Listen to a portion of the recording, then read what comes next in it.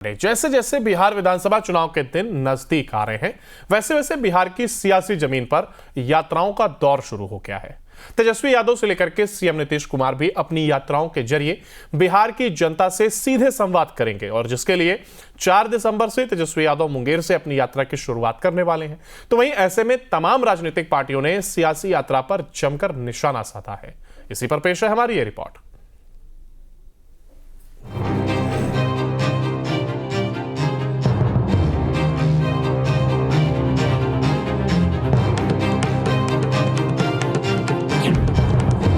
चुनावी यात्रा बनी सियासी यात्रा। यात्रा को लेकर चुनावी हलचल तेज। 4 दिसंबर को तेजस्वी की कार्यकर्ता दर्शन यात्रा, 15 दिसंबर को सीएम नीतीश की महिला संवाद यात्रा। बिहार में 2025 में विधानसभा चुनाव होने हैं, जिसको लेकर के चुनावी हलचल भी तेज हो गई है।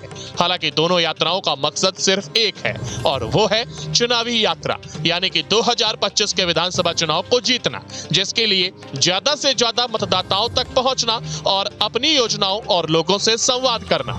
ऐसे में इन दोनों यात्राओं पर अब सियासत भी गर्म हो गई है, जहां सीएम नीतीश कुमार की यात्रा पर विपक्ष की ओर से तंज कसे जा रहे हैं। अच्छी बात है, एकदम बात करना चाहिए। मुख्यमंत्री को संवाद जो है लगातार अपने जनता मालिकों के बीच जो है करते रहना चाहिए। दीवार जो है पटना में जैसे खड़ा किया गया है वैसे खड़ा नहीं करना चाहिए। अच्छा है जा रहे हैं, लेकिन एक आश्चर्य की बात है कि अगर मुख्यमंत्री को अपने मालिक जनता से ही बात करना है, संवाद करना है, तो 200 करोड़ से भी ऊपर की राशि कहाँ खर्च होगा? 250 करोड़ 200 करोड़ जो भी राशि है, आखिर वो किस लिए? क्या एक मुख्यमंत्री को अपने बिहार के नेता को जनता से बात करने के लिए, संवाद करने के लिए 250 करोड़ रुपए खर्च होते हैं? ये बड़ा सवाल है कि आखिर 250 करोड़ रुपए की ये जो राशि है केवल संवाद के लिए, बिहार गरीब राज्य है। तो वहीं दूसरी ओर नेता प्रतिपक्ष तेजस्वी यादव की यात्रा पर जेडीयू की ओर से निशाना साधा जा रहा है। हाल ही में 4 सीटों पर हुए उपचुनाव में एनडीए ने बेहतर प्रदर्शन किया था, जिसकी बदौलत बिहार की जनता ने नीतीश कुमार के नेतृत्व में चल रही एनडीए की सरकार को वोट दिया और विजयी बनाया।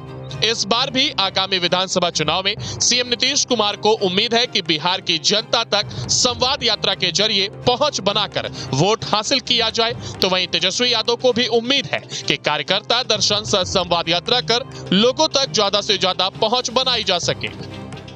बता दें कि तेजस्वी की यात्रा मुंगेर से शुरू होकर बेगूसराय, खगड़िया और लखीसराय होते हुए आगे बढ़ेगी और ऐसे में विधानसभा चुनाव में जीत हासिल करने के लिए जनता का समर्थन जरूरी है और तेजस्वी यादव इसी दिशा में काम कर रहे हैं।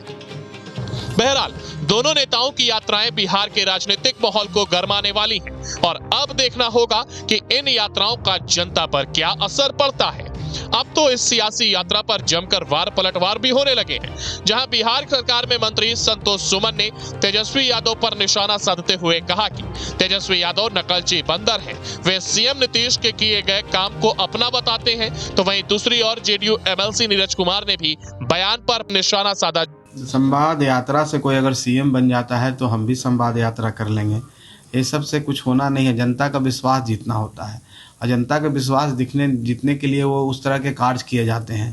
तेजस्वी यादव जी को 2 बार मौका मिला है, डिप्टी सीएम बने हैं बिहार के और 2 बार में वो 10 में 0 लाए हैं। तो जनता का विश्वास खो चुके हैं, क्योंकि अगर उन जनता का विश्वास होता तो आप देखे होंगे कि उपचुनाव हुए हैं, अभी 4 जगह बिहार में उपचुनाव हुए हैं, 1 जगह उनका खाता भी नहीं खुला, 1 जगह कैंडिडेट उनके तीसरे पोजीशन पर थे। तो ये स्थिति है उनकी, जब जहां वो कहते हैं कि हमने रोजगार दिया, जहां वो कहते हैं कि हम सीएम बनेंगे, जहां वो कहते हैं कि अगली बार सरकार हम बना रहे हैं, तो ये हाल है कि 4 के 4 सीट वो हार जाते हैं। तो आप समझ लीजिए कि उनकी क्या स्थिति है। आने वाला 25 में वो कहीं नहीं रहेंगे। निश्चय यात्रा में तेजस्वी यादव क्यों गए थे? वो लालू जी के खजाना से हो रहा था। समाधान यात्रा क्यों गए थे तेजस्वी यादव उसमें? नीतीश जी के साथ कि चाचा ने बहुत अच्छा काम किया है। अरे सच यह है कि तेजस्वी यादव निकल रहे हैं देखा देखी उम्मीदवार खोजो यात्रा में। कि अब उम्मीदवार तो मिलने वाला है नहीं, नैया डूब गई। उपचुनाव में 4 सीट हार गए, लोकसभा में 4 सीट आया, तो उम्मीदवार खोजो यात्रा में निकलिए, जमीन खोजो यात्रा में निकलिए, जनता कहाँ मिलने वाली है। तेजस्वी यादव की यात्रा पर जेडीयू कोटे के मंत्री अशोक चौधरी भी जमकर बरसे, जहां उन्होंने कहा है कि राजनीतिक दल के नेता को यात्रा पर जाना चाहिए। मेरी शुभकामनाएं हैं कि वह इस बार यात्रा पूरी करें।